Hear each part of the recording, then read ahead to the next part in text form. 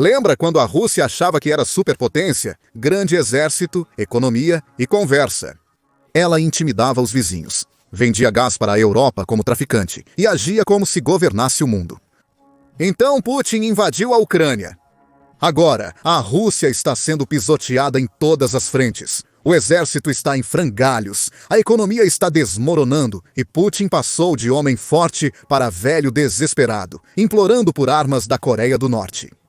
Este é o pior momento para ser a Rússia, de sempre, e a melhor parte só está piorando.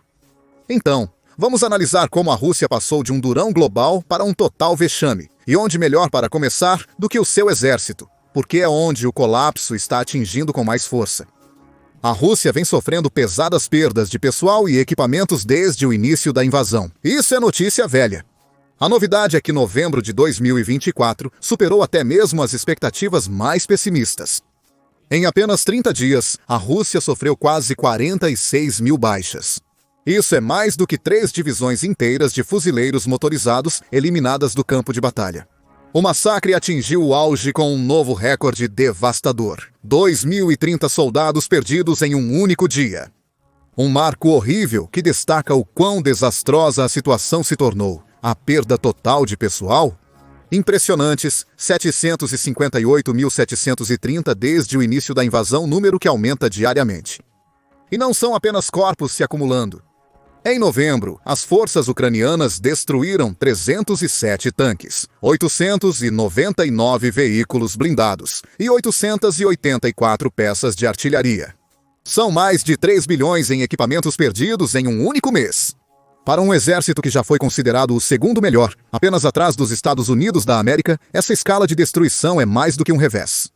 É um colapso total. E as coisas só vão piorar daqui para frente. Por quê? Agora a Ucrânia também pode atacar instalações militares no interior do território russo. Por mais de 2 anos, Kiev foi limitada pelos Estados Unidos da América. Políticas restringiram o uso de armas avançadas na Ucrânia, mas o dia 17 de novembro mudou tudo. O ex-presidente Joe Biden autorizou o uso dos mísseis de longo alcance ATACMS, fornecidos pelos Estados Unidos da América, para atingir ativos militares russos, incluindo concentrações de tropas, depósitos de suprimentos e centros logísticos, e não apenas nos territórios ocupados da Ucrânia, mas além da própria fronteira russa. A Ucrânia não recebeu apenas os mísseis americanos com alcance de 190 milhas.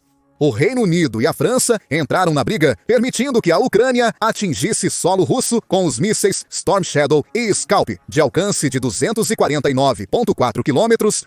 Essas permissões são um divisor de águas. O presidente ucraniano, Volodymyr Zelensky, sempre enfatizou que a Ucrânia só tem chance de derrotar a Rússia levando a luta além de suas fronteiras. A primeira-ministra dinamarquesa, Mette Frederiksen, compartilhou a visão de que a Ucrânia não pode vencer a guerra com recursos limitados. Com as mãos livres, a Ucrânia está aproveitando cada golpe. E a Rússia, agora exposta à própria guerra que desencadeou, não pode mais esconder a verdade de seus cidadãos.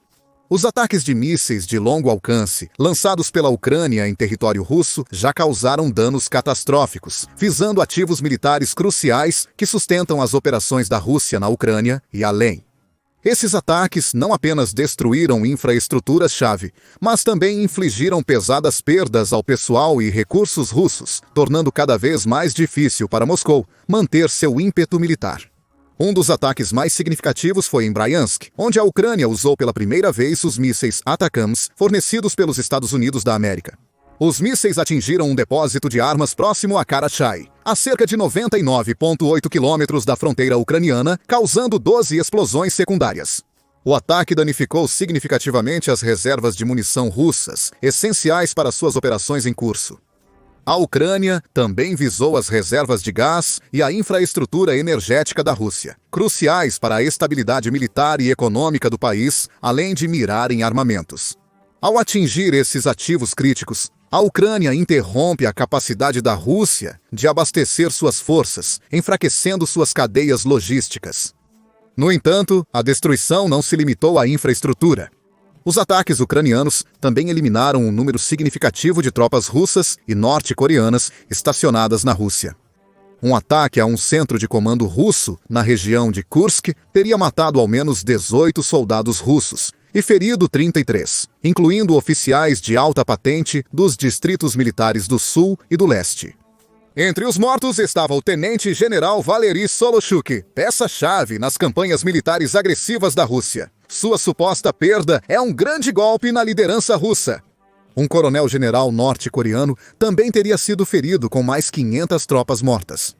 Com esses ataques, a Ucrânia deixou uma coisa abundantemente clara: ninguém está seguro na Rússia. Ninguém e nenhum lugar.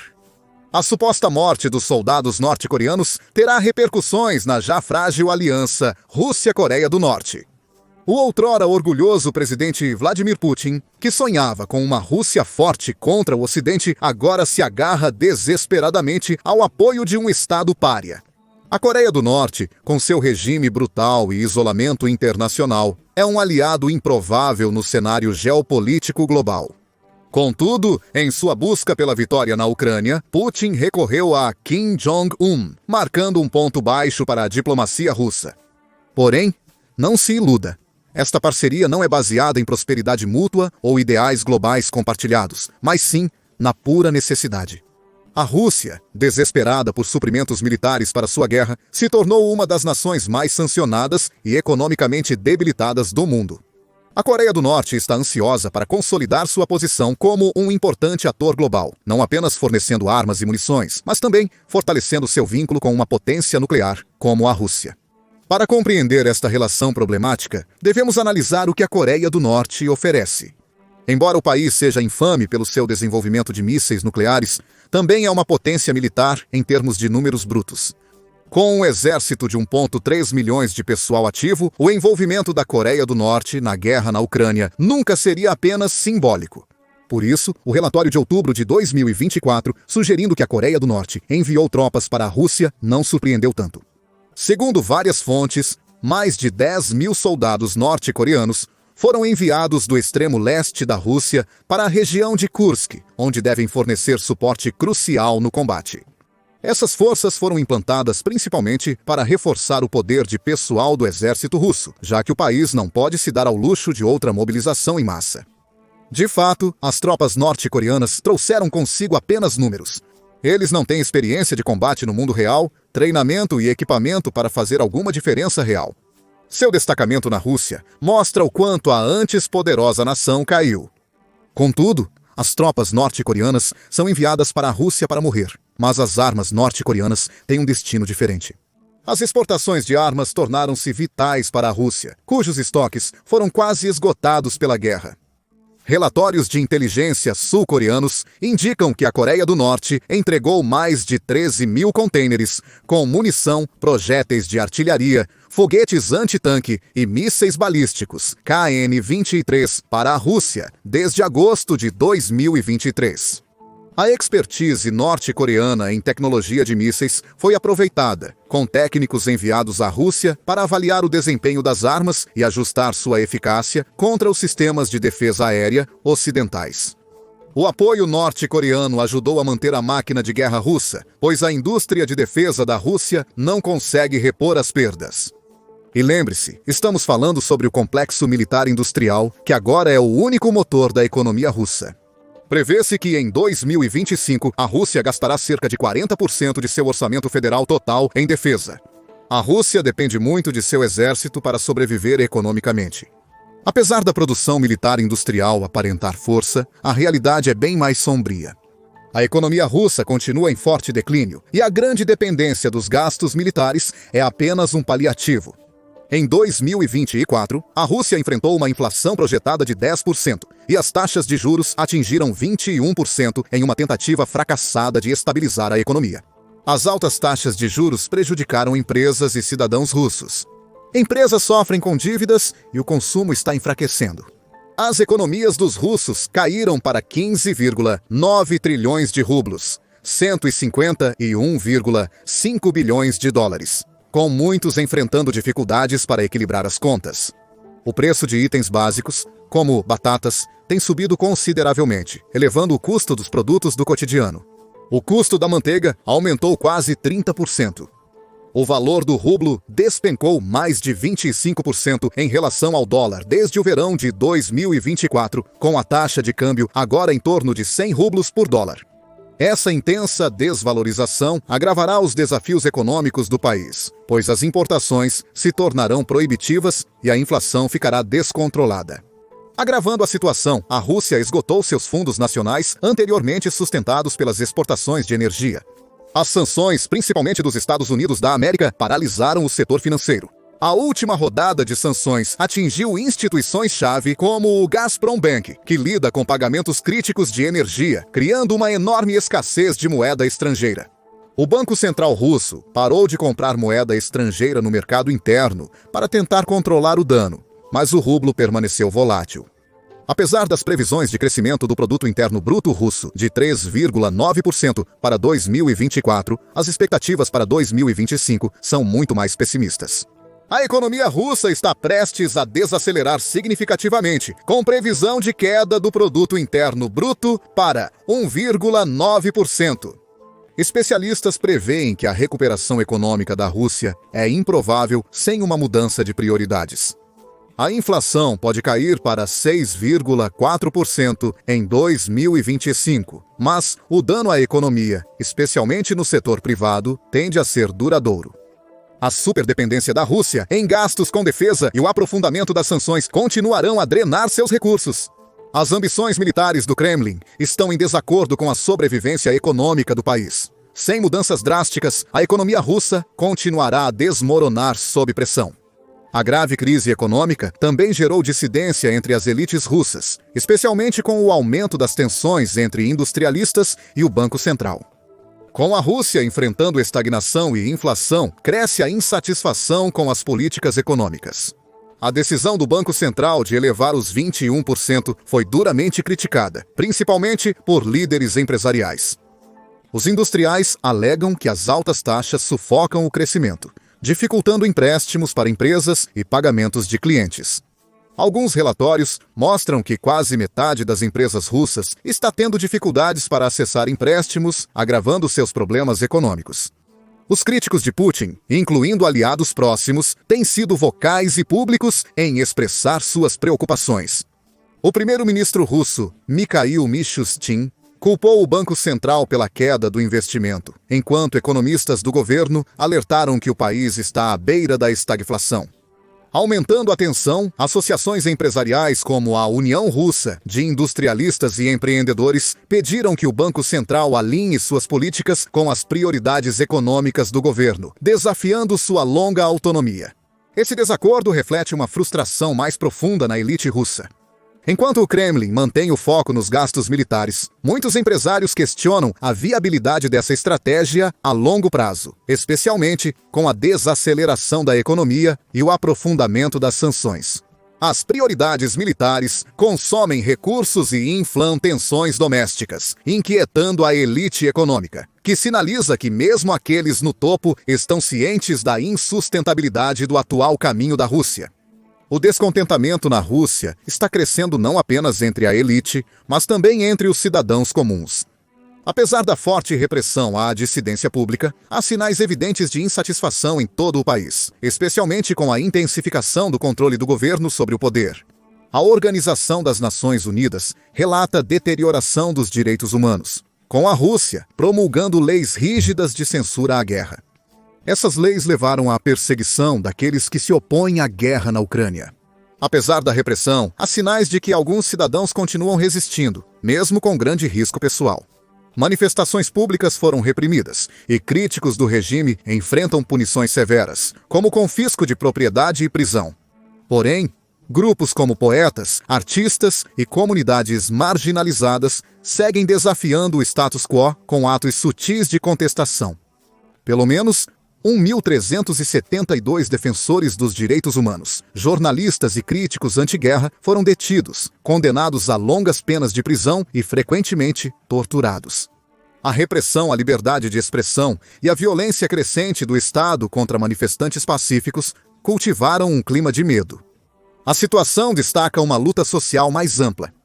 Apesar de Putin projetar força internacionalmente, muitos cidadãos russos discordam das prioridades do regime, especialmente quanto à guerra na Ucrânia e seus impactos econômicos. Enquanto a Rússia se desintegra internamente, a Europa está mais unida do que nunca, e tem a Rússia para agradecer por isso. Historicamente, a Europa tem sido marcada por divisões, como nas crises da dívida em 2012, dos refugiados em 2015 e da pandemia de coronavírus 2019. Esses eventos revelaram fissuras geográficas e políticas profundas, com o crescimento do euroceticismo, principalmente na Polônia, Hungria e Itália. As divergências políticas no Parlamento Europeu prejudicavam a tomada de decisões e fragmentavam a identidade europeia. Mas então a Rússia decidiu invadir a vizinha Ucrânia, muito menor e menos poderosa. A invasão não provocada em fevereiro de 2022 catalisou a unidade na Europa, revertendo praticamente todas as tendências históricas. A seriedade da invasão gerou uma cooperação militar e econômica inédita entre os países europeus. Até mesmo divisões europeias de longa data, como a dependência alemã do gás russo ou os laços econômicos italianos com a Rússia, desapareceram diante de um inimigo comum. A União Europeia, anteriormente fragmentada por inúmeras questões, uniu-se imediatamente para impor sanções abrangentes à Rússia e para fornecer um apoio substancial aos esforços de defesa da Ucrânia. Quão substancial? Segundo o Instituto Kiel para a Economia Mundial, um think tank alemão que monitora a ajuda total à Ucrânia, a UE é a segunda maior doadora, atrás apenas dos Estados Unidos da América. De fevereiro de 2022 a outubro de 2024, a Comissão e o Conselho da UE doaram US$ 44,4 bilhões em ajuda financeira e US$ 2,6 bilhões em ajuda humanitária para a Ucrânia. Essa nova unidade também se refletiu em investimentos crescentes na defesa coletiva europeia. E esse ressurgimento dos gastos militares na Europa tem sido monumental. Após a invasão da Ucrânia, os membros da OTAN aumentaram seus orçamentos de defesa em quase 50% em comparação com 2014, quando a Rússia anexou a Crimeia. A invasão em larga escala da Ucrânia parece ter sido o alerta necessário para esses países. Desde 2014, os gastos com defesa na Europa aumentaram em média 3,9% ao ano, refletindo a necessidade urgente de modernizar e fortalecer as Forças Armadas. A mensagem é clara: o ambiente de segurança mudou e os países que vivem nele também devem mudar. O foco da Europa mudou de apenas manter as forças para modernizá-las, com 32% dos orçamentos de defesa, agora dedicados à aquisição, pesquisa e desenvolvimento, comparado a 15% há uma década. Não se trata apenas de números, mas de garantir que a Europa possa se defender sozinha, sem depender constantemente dos Estados Unidos da América para ajuda. Mesmo países antes relutantes em elevar gastos militares, como a Alemanha, comprometeram-se a aumentar seus orçamentos de defesa. Este compromisso afasta os fantasmas do passado, com a Alemanha finalmente atingindo a meta da OTAN de gastar 2% do produto interno bruto em defesa. Seguindo o exemplo, Suécia e Finlândia aumentaram seus orçamentos militares e até se juntaram à OTAN. A decisão da Finlândia e da Suécia de aderirem à OTAN é uma das mais significativas mudanças na segurança europeia recentemente. Esses dois países historicamente neutros passaram décadas equilibrando laços com a Rússia e o Ocidente. Contudo, as ações agressivas da Rússia os fizeram reconsiderar essa abordagem e se candidatar à OTAN em maio de 2022.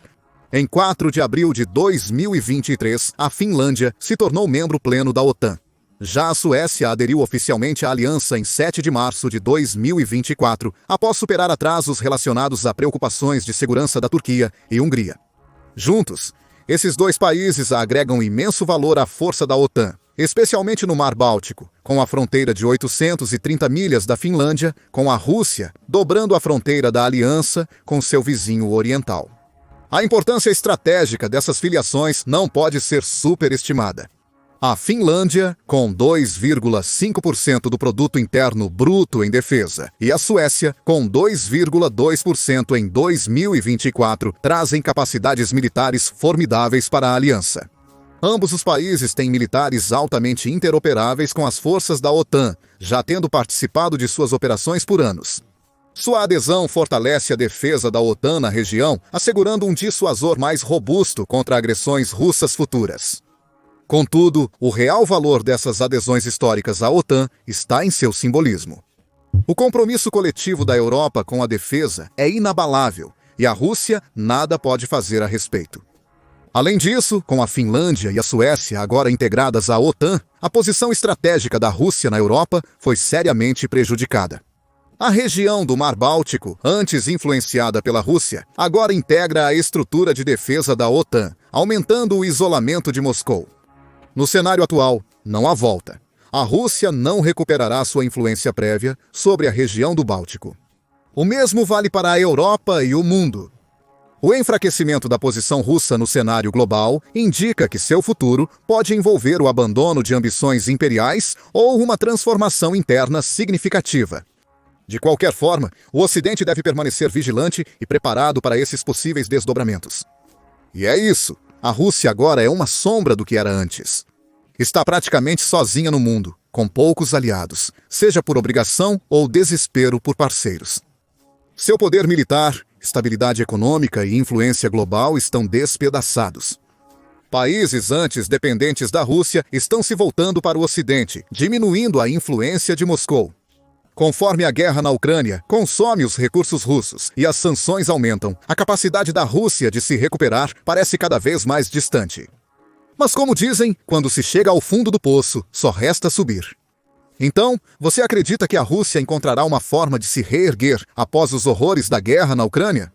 Ou, em vez disso, encontrará uma maneira de seguir ainda mais pelo caminho do isolamento e da ruína? Compartilhe suas previsões nos comentários abaixo. Agora veja como a Ucrânia destruiu o futuro da Rússia para sempre. Ou clique neste outro vídeo.